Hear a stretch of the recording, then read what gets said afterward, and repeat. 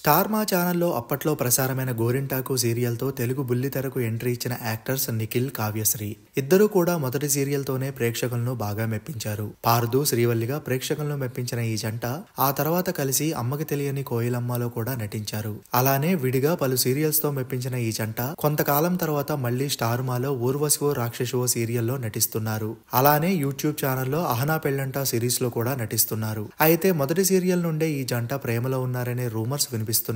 ఆ వార్తలకు తగ్గట్టే ఇటు ఆన్ స్క్రీన్ అటు ఆఫ్ స్క్రీన్ లో కలిసి తరచుగా కనిపిస్తుండటంతో వీరు రియల్ లైఫ్ లో పెళ్లి చేసుకోబోతున్నారు అని అనుకున్నారంతా.